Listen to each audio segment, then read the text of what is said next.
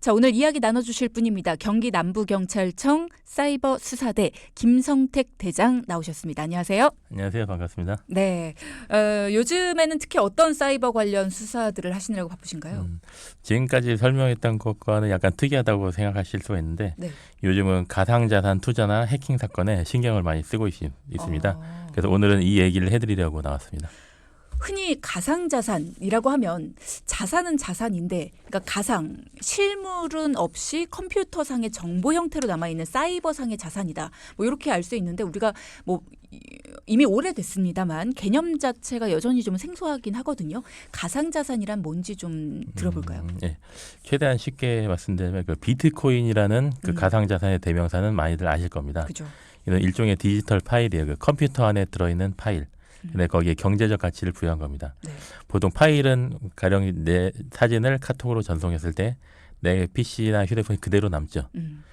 근데 현금을 써버리면은 나에게 남지 않고요. 네. 현금을 줬는데 뭐 물건을 샀는데 그 현금이 그대로 있다. 그거는 화폐 기능이 아니죠. 그렇죠. 이전되는 게 본질인데 그래서 가상자산을 이전하면은 나한테는 잔돈만이 남거나 아예 남지 않는 개념이 도입되어서 화폐와 유사하게 쓸 수도 있고요. 거기에 경제적 가치만 인정된다면 또 교환을 할 수 있고 또 팔아서 현금으로 바꿀 수 있는 시장이 있습니다. 뭐 대표적으로 업비트나 빗썸, 바이낸스 같은 거래소가 주식시장처럼 있는 겁니다. 그래서 실물 화폐와 구분하여 왜냐하면은 종이로 또는 그 동전으로 금속으로 존재하는 게 아니라 파일 형태로 존재하면서 그러니까 그 실물 화폐와 구분해서 가상화폐 또는 가상자산이라는 용어를 쓰는데 2021년 정부에서는 가상자산이라는 용어를 공식화했습니다. 가상화폐, 가상자산 뭐 두 가지 용어를 번갈아 썼었는데 가상화폐라는 용어 대신에 이제 가상자산이라는 용어를 공식화했다. 이런 말씀을 주셨어요. 근데 가상자산이 실제 화폐 기능을 하기도 하나요? 어때요? 아주 옛날에 비트코인 초반에 네. 비트코인으로 피자를 사 먹었다는 얘기가 있습니다. 지금에는 40억 이상 멋진데요. 그래서 아주 옛날에는 에피소드 같은 얘기고 네. 지금 화폐처럼 쓰고 싶은 시장이 일부 있지만 법정화폐를 대체하지 못합니다. 다만 가치를 축적하는 용도로는 가능해서 네. 즉 일단 사두면 오르거나 떨어질 것이라는 사람들의 믿음이 형성되어 있어서 그렇죠. 네. 그래서 가상화폐 대신 실물과 물건을 살 수 있는 그런 화폐 대신 자산을 가치를 축적하는 가상자산이라는 용어가 사실 더 적합합니다. 근데 사실 가상화폐라는 말도 괜찮다는 생각이 드는 게 가상자산을 실제 화폐로 교환을 할 수도 있잖아요. 오늘 아침에 검색을 해보니까 비트코인을 예로 들어보면 1비트코인이 5,854만 7천 원의 거래가 되고 있어요. 굉장히 많이 올랐는데 이게 어마어마한 가격이죠. 그럼 만약에 내가 10비트코인이 있다. 그럼 그만큼의 실제 화폐로 교환이 가능하다라는 거잖아요. 그러니까 실제 화폐만큼의 값어치가 있고 교환도 가능하다라는 건데 이게 매일같이 등락을 반복하고 있긴 하지만 막연히 가상이라고 할 수만도 없고 화폐의 가치가 아니라 그냥 자산이다. 이렇게만 생각하기에도 조금 애매한 부분이 있지 않을까라는 생각이 들기도 해요. 예. 맞습니다. 그 법정화폐와 즉 실물화폐와 가상자산이 뭐 영역을 서로 좀 흐릿해질 수도 있고 가령 그 삼성페이 같이 그 전자적으로 거래하는 것도 말 그대로 실물은 아닌데 또 경제적 가치가 있잖아요. 맞아요. 물론 거기에는 정부의 허가 내지는 금감원의 감독 그런 차이가 있습니다. 네. 그래서 말씀하신 대로 비트코인을 중심으로 가상자산의 가치가 굉장히 높아지면서 관심도 높아진 게 사실입니다. 그래서 현실상의 화폐에 언젠가는 근접할 수는 있고요. 그래서 물론 최근 2년 사이에는 가치가 떨어지면서 손해본 사람도 많은데 네. 요즘 다시 급등하면서 관심이 높아지고 있고 그래서 경찰의 관점에서는 관련된 범죄가 늘어날 수도 있겠다. 그렇게 생각이 듭니다. 그러니까 최근 들어서 가치가 다시 급등하면서 범죄율이 높아지겠구나. 이런 시각으로 바라보고 계신다라는 네. 거네요. 가치가 높아지면서 실제로 사건들이 좀 많이 급증했습니까? 어때요? 실제 가상자산 관련 범죄 유형은 크게 두 가지로 나눌 수 있는데 네. 가상자산을 빌미로 여기에 투자해라 식으로 현금을 돈을 빼앗는 사기가 있고요. 그리고 타인의 가상자산을 몰래 옮겨서 탈취하는 이런 해킹 등 범죄가 있습니다. 저희가 가상자산과 관련된 거액의 사기 피의자들을 검거한 적이 있는데요. 네. 이들은 피해자에게 물론 이 가상자산과 별도로 가상 아이템을 투자하면 고수익을 올릴 수 있다고 속여서 수천억 원을 갈취했던 유사 수신 및 사기 범행을 저질렀고요. 네. 피해가 드러나자 가상자산을 발행해 손해를 메워주겠다면서 시간을 끌기도 했습니다. 그 대한민국 화폐는 한국은행에서만 찍어낼 수 있는데 네. 가상자산은 기술만 있으면 쉽게 말해 아무나 찍어낼 수 있습니다. 그래서 저희가 이들을 2023년 5월경에 주범 2명을 구속해서 송치하였습니다. 야, 이 사기 업체의 일당이 붙잡혀서 너무나 다행이라는 생각이 들어요. 안 그러면 정말 피해가 기하급수적으로 늘어났을 네. 테니까. 어떻게 검거가 될 수 있었던 건가요? 저희가 경기도의 어느 경찰서에 대량의 고소장이 들어와서 저희가 대형 사건을 감지하고요. 도경찰청에서 사건을 끌어와서 수사에 나섰습니다. 이 사건은 자기들이 만든 가상 아이템을 사면 가치가 올라서 다른 회원들이 비싸게 사주겠다 해서 돈을 받아 가로챈 사건입니다. 이른바 신규 회원들이 오면은 더 비싸게 사줄 거야. 그런데 그 신규 회원이 끊긴다면은 언젠가 이 시스템은 붕괴됩니다. 이게 폰지 사기라는 형태입니다. 그래서 사기와 유사수신 사건이 본질이었는데요. 고소가 많이 들어올 것 같으니까 자기들이 만든 가상 자산을 사면 가격이 올라서 손을 메꿀 수 있다며 회원들을 또다시 속인 겁니다. 그러면서 가치 있는 가상 자산은 해외로 빼돌리고 가치가 폭락한 가상 자산만 회원들에게 떠넘겼습니다. 그래서 저희가 그 범죄 수익을 확보하고 몰수하기 위해서 가상 자산의 발행 경위나 어떻게 빼돌렸는지 확인하기도 했습니다. 진짜 나쁜 사람들이네요. 예. 머리는 참 좋은 것 같은데. 예. 앞서 사기업체 일당이 붙잡힌 이 사건에 대해서 말씀을 해주시면서 폰지 사기와 유사하다. 이런 얘기 해주셨는데 폰지 사기가 어떤 건지도 잠깐 들으면 좋을 것 같아요. 뭐 미국에서 있었던 사건인데요. 사기 사건인데 가령 A라는 회원이 B 회원을 끌어들이면 어떤 뭐 대가를 주겠다. 그 회원을 끌어오는 그 수수료를 주겠다. 또 B 회원이 매출을 일으키면은 그게 다 이익한다. 그러면 상위 계급에 돈을 몰리는데 그러면은 내가 돈을 벌려면 내가 세 번째로 들었다면 네 번째 회원이 있어야 되고 또 네 번째 회원에 다섯 번째 회원이 있어야 되고 근데 더 많아져야죠. 그래야지 나한테 수익이 늘어난 거죠. 그래서 다단계 같은 구조네요. 예. 그래서 처음에 정상적으로 그러니까 처음에 초반에 들어온 사람은 돈을 벌지도 몰라도 그 구조상 신규 회원이 들어오지 않으면 언젠가 이 피라미드가 붕괴되는 것처럼 와르르 무너지고 맨 마지막에는 늦게 들어온 피해자들만 남게 되는 구조입니다. 그렇군요. 그래서 그 폰지 사기라고 해요. 또 아까 유사수신이라고 하는 것은 뭐 이자 원금을 보장해주겠다, 또 뭐 이자를 더 주겠다 하면서 돈을 모으는 건데 금융기관의 행위에 유사하죠. 다만 차이점은 금융감독원의 허가나 인가를 받았냐는 겁니다. 허가를 받지 못하기 때문에 유사라는 말이 붙은 거고 수신, 신용을 받는다, 돈을 받는다. 그래서 당신의 돈을 불려주겠다. 이런 일을 하는 건데 금감원의 그 감독을 벗어나서는 이렇게 함부로 못하게 돼 있습니다. 그래서 유사수신을 규제하는 법률이 있습니다. 근데 이 사람들은 이 아이템을 사면은 뭐 돈을 원금을 보장해 주겠다, 뭐 돈을 늘려주겠다 하면서 유사수신도 했고 사실 이게 사기라는 걸 알면서 이 사람의 이 사장은 어디선가 이런 피해를 배운 사람이거든요. 이런 범죄 수법이 있다고. 그래서 속이기도 했고 금융감독원의 인가 없이 돈을 모았기 때문에 사기와 유사수신 둘 다 행위로 처벌이 된 겁니다. 그렇군요. 그러면 이렇게 본인들이 만든 가상 아이템을 사면 가치가 오르기 때문에 다른 회원들이 비싸게 사줄 거다. 그렇게 신규 회원들을 계속 모집을 해서 폰지 사기 형식으로 돈을 받아 가로챈 그러니까 사기와 유사수신 사건. 요런 식이다. 요런 사건이었다. 그래서 그렇습니다. 이 일당을 붙잡았었다. 요런 말씀을 해주셨는데 이 일당은 그러면 어떤 처벌을 받았습니까? 일단 기본적인 사기는 10년 이하 또는 2천만 원 이하의 벌금에 처하는데 특정 금융범죄 가중처벌에 관한 법률에 따라서 피해액이 5억이 넘으면 또는 50억이 넘으면 형이 세집니다. 이 사건은 수천억이었고 피해액이 50억이 넘어서 무기징역 또는 5년 이상의 징역에 처해지고요. 저희들이 일단 구속 상태로 재판에 넘기게끔 했는데 그 판결 어떻게 할지는 기다리고 있습니다. 야, 50억이 넘으면은 일단 형이 세진다. 근데 수천억에 달했다라고 하니까 그렇습니다. 형이 엄청나게 세질 수 있겠네요. 법의 엄정한 판단을 기다리고 있습니다. 그럼요. 예, 당연하죠. 그러면 피해자들이 굉장히 반가워했을 것 같아요. 일단은 이 범인들이 잡혔기 때문에 피해 금액은 어떻습니까? 되찾을 수 있을까요? 그 범인이 잡혔다는 점에서 그 피해자는 뭐 분이 풀릴 수도 있는데요. 일단은 중요한 거는 내 피해를 보전받느냐 그건데 그쵸. 아쉽게도 이번 사건은 그러니까 그렇지 못했습니다. 만일 재산 범죄로 인한 범죄 수익금이 발견된다면 범인이 빼돌리지 못하게 미리 재판 전에 몰수해서 그 수사기관이 확보해서 빼돌리지 못하게 하는 법이 있거든요. 네. 그래서 이것을 범죄 수익에 관한 어쩌고저쩌고 이런 법이 있습니다. 범죄세계 몰수. 음. 저희가 확인했는데 미리 빼돌린 것이 많아서 피해액에 비하면 턱없이 부족하게 몰수할 수밖에 없었습니다. 그 점은 두고두고 아쉽게 생각합니다. 너무 속상하네요.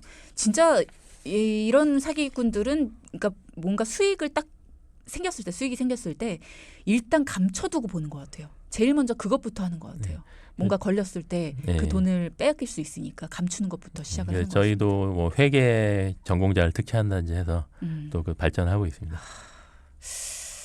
너무 아쉬운 결과네요. 예. 일단은 뭐 수사대 분들도 그렇고 피해자분들도 그렇고 너무 속상하셨을 것 같은데 가상자산과 관련해서 이렇게 사기 범죄들이 많아지고 있다라는 거 여러분도 조심을 하셔야겠고요. 자, 그다음에 가상자산과 관련해 내가 불려주겠다. 뭔가 너희들의 자산을 내가 키워주겠다라고 하는 사기 사건 말고 해킹을 해서 투자를 이렇게 제대로 하고 있는 사람들의 자산을 몰래 빼앗아가는 그러니까 해킹을 당하는 경우들도 많다고요. 예. 그 가상자산 거래소에 있는 자산을 몰래 빼돌리는 거죠. 그래서 그 코인 투자자들이 가상자산을 보관하던 코인 지갑에서 코인을 해킹당한 일들이 있습니다. 네. 이건 뭐 속일 필요 없이 몰래 접근해서 빼돌리는 그 수법이죠. 그래서 피해자의 이메일이나 휴대전화를 해킹해서 개인정보를 빼돌리고 그래서 그 타인의 가상자산 거래소 계정에 로그인해서 그거를 자기의 지갑으로 또는 해외 거래소를 거쳐서 빼돌리는 수법이 대표적입니다. 그래서 해킹 유형을 크게 개인 지갑 탈취, 또 재단 지갑 탈취, 그리고 거래소 자산 탈취로 구분하는데요. 네. 개인이나 발행재단, 그러니까 그 현금은 한국은행에서 발행하는데 여기서 이 가상자산은 개인들이 또는 자기 회사를 만들어서 발행할 수 있어요. 이걸 그렇죠. 재단이라고 합니다. 네. 그 재단을 노린 가상자산 탈취는 피해자의 코인 지갑에 접근할 수 있는 마스터키, 뭐 비밀번호 같은 것을 빼돌리는 수법이 주를 이루고요. 은행 거래에 있어서 계좌번호와 비밀번호와 인증서가 있으면 타인이 계좌 잔액을 빼돌릴 수 있는 것에 비유할 수 있습니다. 그리고 가상자산 지갑을 대신 맡아주겠다고 속이고 네트워크에 접속해 지갑을 털어가는 일도 적지 않습니다. 가령 그 어떤 펀드에다가 돈을 맡기면 뭐 늘려주겠다. 이거는 그 펀드 회사가 국내의 금감원의 감독을 받는 금융위원회 때문에 믿고 맡길 수가 있는데 그렇죠. 근데 인터넷상에서 맡아주면은 이자를 주겠어요 하는 거는 어느 개인이 할지 모르는 노릇이라서 이건 맡기면 안 되죠. 조심해야 되는 거죠. 네. 감독도 없고 규제도 없고 그럼요. 법률도 없고 그래서 또 가짜 웹사이트로 사용자를 속여서 비밀번호를 탈취하는 전형적인 피싱 기법도 쓰입니다. 가짜 사이트에 들어와서 뭐 문제가 있으니까 뭐 비밀번호와 그 아이디를 입력하세요. 그 비밀번호를 고치세요 하면은 그게 고스란히 넘어가게 되는 거죠. 그래서 불법적으로 로그인을 할 수도 있습니다. 그렇군요. 그리고 무엇보다도 큰 문제가 아예 거래소의 보안망을 뚫는 해킹 시도도 이어지고 있다. 그러니까 뉴스를 통해서 아마 많이들 보셨을 겁니다. 뭐 어디 거래소가 해킹을 당했다. 그래서 거기에서 그 거래소를 이용하는 모든 이용자들이 다 모든 코인을 다 잃었다. 뭐 이런 뉴스들도 많이 보셨을 거예요. 예. 그래서 국내 거래소나 해외 거래소가 해킹당했다는 뉴스가 간혹 나옵니다. 맞아요. 그러면은 바로 파산하고 직결될 수도 있죠. 물론 그 가상자산 자체의 보안성은 탁월하다는 평가입니다. 즉 가상자산을 내가 상대방에게 거래한 내역이나 또 보관하고 있는 내역은 함부로 위조나 변조하기가 어렵습니다. 그런데 가상자산 거래소에 보관되어 있는 가상자산은 일종의 사이버머니를 거기서 보관하고 있듯이 그래서 거래소에서 집중해서 관리하고 있는 형태라서 그 자체가 해킹을 당하면 거기서 보관하는 가상자산 전체가 위험해집니다. 그리고 범인들이 국내인지 외국인인지 알기 어렵고 네. 해외 IP를 우회해서 들어오기 때문에 추적에 시일이 걸리는 것도 사실입니다. 그렇지만 이런 신고가 들어오면 IP 추적은 물론이고 범죄에 사용된 가상자산 지갑 주소나 계좌 수사를 위해서 외국에 공유 요청을 하기도 합니다. 가상자산하고 관련된 해킹 피해가 굉장히 많아지고 있잖아요. 가상자산의 보안을 위해서 기술이라든가 뭐 제도적인 그런 장치들이 좀 더 필요할 것 같다는 생각이 들거든요. 실제로 기술이 좀 많이 개발이 되고 있습니까? 어때요? 그 뭐 암호화된 그 기술로 또 각 국내의 유명한 그 가상 거래소들은 또 보안 업체를 전문적으로 두고요. 노력이 현실적으로 이루어지고 있습니다. 그렇군요.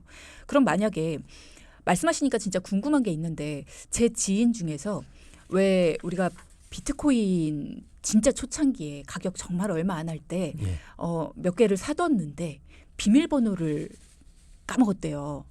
그래서 기억이 안 나서 지금 못 꺼내고 있다라고 얘기를 하는 사람이 있는데 지금 만약에 그걸 꺼낸다면 정말 복권 당첨 만만치 않게 그렇죠. 금액이 굉장히 클 것 같은데 왜 은행도 비밀번호를 잊어버리면 본인 확인을 하고 알려주고 뭐 이런 시스템이 있는데 이런 거는 가상자산은 그런 게 안 되어 있습니까? 뭐 자신이 구입한 코인인데 비밀번호가 기억이 나지 않아서 찾을 수가 없다. 그러면은 어떻게 본인 확인을 하고 알려주거나 뭐 이런 시스템이 없어요. 뭐 어디서 구입했느냐에 따라 다르겠죠. 그 개인 간 거래로 했으면은 아예 불가능할 수도 있고요. 물론 그 거래소가 있다면 거기에 고객센터 연락해서 뭐 할 수도 있겠죠. 그래서 가령 예금이라면 은행에 가서 본인 확인하고 계좌의 잔액을 찾을 수가 있는데 네. 가상자산은 뭐 고객센터 중앙화된 거래소에 맡겨놓은 게 있다면 거기서 찾을 수 있지만 근데 원래는 그런 게 없는 게 본질입니다. 탈중앙화라고 해서 관리하는 주체가 따로 없는 게 본질입니다. 그죠. 그래서 개인 지갑을 갖고 있었는데 지갑 주소에 접근할 수 있는 암호를 잃어버렸다면 찾을 방법이 없습니다. 그래서 어떤 사람이 자기 하드디스크를 영국에서 하드디스크에 보관되어 있는 그런 암호를 그 하드 자체를 몰라가지고 그게 아예 영국의 어느 쓰레기 매립장에 갔다고만 알고 있어서 뭐 도저히 찾을 방법이 없다. 그걸 다 파지 않는 이상 아무리 거액을 줘도 거기서는 뭐 파주지 않을 거고요. 그런 뉴스를 본 적이 있습니다. 그래서 영구히 분실되는 가상자산이라는 게 생깁니다. 그래서 분실을 예방하려면 지갑을 그대로 복원할 수 있는 니모니 코드라고 합니다. 영문 몇 글자로 만들어진 니모니 코드. 네. 그러면은 폰을 옮겨도 또는 PC를 옮겨도 거기다가 입력하면 바로 복원이 됩니다. 왜냐하면 비트코인은 어딘가 네트워크 상에 존재하는 거니까요. 그래서 그런 코드를 종이에 따로 적어서 안전한 곳에 보관하는 것이 상책입니다. 그래서 에피소드인데 저희가 범인을 검거했는데 네. 관련된 그 지갑을 모른다고 하지만 니모니 코드를 적어놓은 종이가 있어가지고 복원해봐. 이거 너 마약으로 산 비트코인이지? 마약 팔아서 산 비트코인이지? 그래서 복원을 한 적이 있습니다. 그렇군요. 니모니 코드라는 거, 요게 바로 계정 암호를 잃어버렸을 때 계정 복구에 쓰이는 그런 암호 같은 예. 거군요. 요 니모니 코드라는 게 있으면은 비밀번호를 잃어버려도 찾을 수가 있다라는 이야기를 해주셨습니다. 일단 개인이 해킹을 안 당하기 위해서는 어떻게 해야 될까요? 일단은 그 비밀번호를 안전하게 보관하는 게 상책이고요. 그래서 이 가상자산 거래소에 계정 암호를 잃어버렸을 때 계정 복구에 쓰이는 그 니모니 코드 또 그 비밀번호 있는데 이를 같은 컴퓨터에 파일로 저장해 두는 것은 위험합니다. 왜냐하면 컴퓨터나 휴대폰이 해킹당하면 그 안에 있는 정보를 해커가 얼마든지 가져갈 수 있기 때문입니다. 그래서 스미싱 범죄, 요즘 말하는 스미싱 범죄라는 것도 결국은 휴대전화가 해킹돼서 그 안에 있는 뭐 그 신분증 사진이나 그 카드 사진 등 그런 개인정보나 금융정보가 탈취돼서 금전의 피해를 당하기까지 하는 거거든요. 그래서 비슷하게 관련된 접근할 수 있는 키, 뭐 비밀번호, 니모니 코드가 자기 뭐 가령 메모 앱에 들어가 있다. 그러면은 뭐 위험할 수도 있는 겁니다. 그래서 중요한 정보는 별도의 USB나 저장 장치에 두는 것을 추천합니다. 그 모든 것이 온라인으로 연결되었을 때 편리하기도 하지만 위험할 수도 있습니다. 그래서 때로는 오프라인으로 별도로 떼어놓는 게 안전할 수 있고요. 그래서 제가 생각하는 가령 뭐 메신저 피싱 등 금융 사고를 예방하기 위해서는 가장 좋은 것은 실물 OTP 카드 별도로 떨어져 있어서 거기서 직접 꾹 눌러야 인증번호가 뜨는 그게 제일 안전하다고 봅니다. 그래서 저도 은행 거래를 할 때 실물 OTP 카드를 별도로 만들었습니다. 저희 아버지가 제일 현명하신 거네요. 차키에 주렁주렁 매달려 있는. 예. 니모니 코드라는 게 실제로 어떻게 이루어져 있는 거예요? 뭐 숫자 여러 개. 영어 단어 24개를 쭉 이어놨습니다. 와. 그게 동일할 확률은 거의 없겠죠. 마치 그 뭐 사람의 지문처럼. 그래서 그걸 적어놨다가 그걸 알면은 비밀번호, 은행 계정의 비밀번호를 아는 것처럼 뭐 본인이 맞네 하면서 소유권을 행사할 수 있게 해주는 겁니다. 외우기는 쉽지 않겠네요. 예. 영어를 24개를 쭉 이렇게 연결해서 하는 거니까. 그렇군요. 0382님께서 질문을 주셨는데 거래소가 해킹을 당해서 가상화폐를 도난당했다면 거래소에 책임을 물을 수 있나요? 라는 질문 주셨어요. 네, 상당히 난감한 상황이 되는데 어쨌든 그 거래소는 회사일 것이고 회사로서 과실이 있어서 재산상 피해를 끼치면 손해배상 책임이 생깁니다.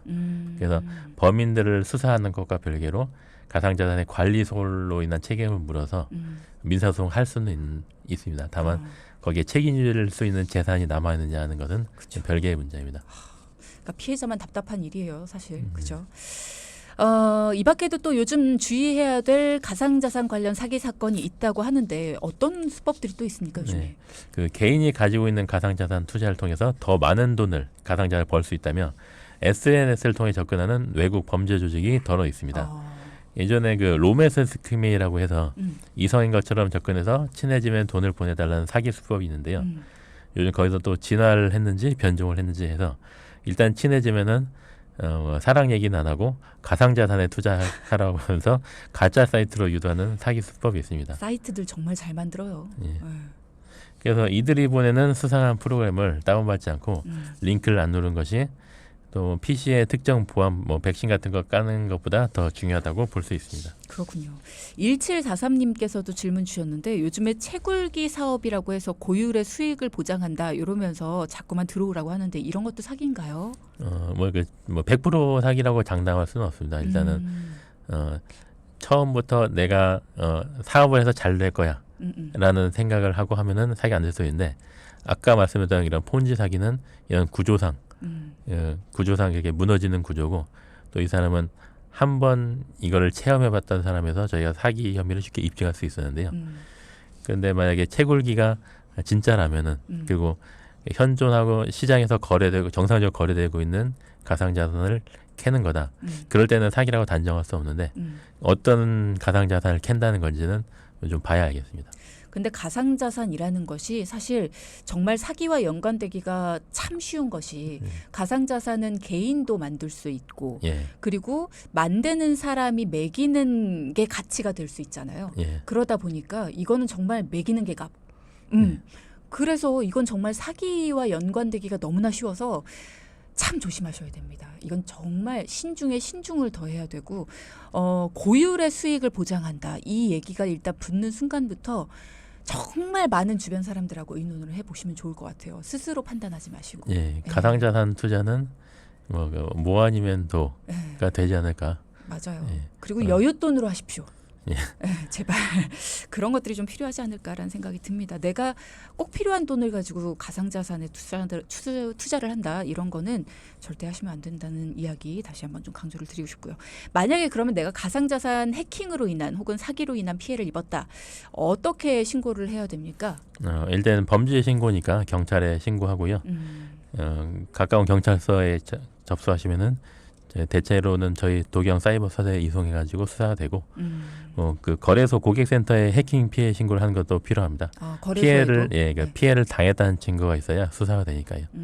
받아서 IP든지 그 가상자산 자체라든지 추적을 하는 시스템이 있습니다. 그렇군요. 저희가 이 시간 사이버 시대 생존법 시간을 통해서 가장 많이 강조를 하는 게 예방이잖아요. 예. 예방을 하는 방법 어떻게 하면은 이 가상자산 관련 피해를 입지 않을 수가 있을까요? 그 핵심적인 얘기를 말씀드리면 은행 거래와 마찬가지로 로그인할 때 이중 로그인을 사용해서 내 휴대폰에서 승인하거나 인증을 거쳐야 안전하고요. 네. 그래서 저도 그 네이버에 인증할 때 PC에서 로그인할 때는 제 휴대폰으로 로그인을 승인하겠느냐 물어봅니다. 또 해외 IP 차단도 저는 해놨고요. 그래서 이렇게 내 사이트의 보안이 우선이고 그리고 무엇보다도 내 가상자산 지갑을 노리는 해커가 이 세상에 얼마든지 있다는 사실도 아셨으면 좋겠습니다. 네. 대장님도 가상자산에 투자를 하고 계시는군요. 제한이 있고요. 네. 그래서 저는 알기 위해서 지갑이 뭔지 알아야 되니까 알기 위해서 체험해 본 적이 있는데 공무원들 일정 급수 이상의 공무원들은 가상자산 재산 등록 대상이 됩니다. 그래서 이거 가지고 돈을 벌겠다 쉽지 않습니다. 그렇군요. 해보니까 어떠세요? 경험을 해보시니까. 그 말 그대로 여윳돈으로 하는 게 좋고 네, 재미가 없습니다. 그죠. 와 이건 정말 저도 한번 경험을 해봤거든요. 밤낮이 없습니다. 주식시장은 문을 닫잖아요. 예. 문을 닫질 않아요. 밤낮이 없고 잠깐 한 화장실 다녀오는 사이에도 10만 원, 20만 원 돈이 왔다 갔다 해요. 이게 정말 사람을 피말리는 시장이에요. 그러니까 이건 안 하셔야 됩니다. 예. 여러분 하시면 안 돼요. 경험자로서 하시면 안 된다라는 말씀을 드리고요. 이거는 뭐랄까 정말 내가 그냥 여윳돈으로 잠깐 경험 삼아 한 번쯤. 혹시 운 좋으면은 이 생각으로 하면 되는 거지. 그 이상 아유, 내 자산을 불리겠다. 맞아요. 그건 아닙니다. 그렇게 생각하시면 안 된다라는 거. 자, 그러면 우리 대장님 오늘 가상자산 피해 사건과 관련해서 당부하고 싶은 말씀 있으실까요? 이 프로그램의 취지가 내 재산을 지키는 거잖아요. 네. 그래서 여러분들께서 뭐 이중 로그인 그리고 별도의 OTP 이거는 뭐 가상자산이든 아니면 내 금융정보든 마찬가지로 잘 지키는 방법이고요. 네. 저희 경찰은 현금이든 가상자산이든 국민의 재산을 지키는 일에 최선을 다하겠습니다. 네. 그리고 저희가 이제 사이버 시대 생존법 시간에 대장님이 마지막으로 나오시는 날이에요. 예. 그래서 저희 청취자분들과 많은 시간을 또 함께 해주셨는데 인사 나누셔야죠. 저한테 너무나 고마운 시간이었습니다. 저희 경찰이 수사하는 입장에서 잡았다라고 말씀드린 경우는 간간히 있는데 이게 그 예방하는 방법은 사실 쉽지 않았거든요. 그래서 정말로 귀하고 보람되는 시간이 있었고 응원 문자 받을 때마다 보람이 넘쳐났습니다. 청취자 여러분들께 감사하게 생각하고 열심히 하겠습니다. 네. 사실 처음에 대장님 표정 뵀을 때보다 방송하면서 뵀던 표정이 너무나 인자하고 부드러우셔서 깜짝 놀랐거든요.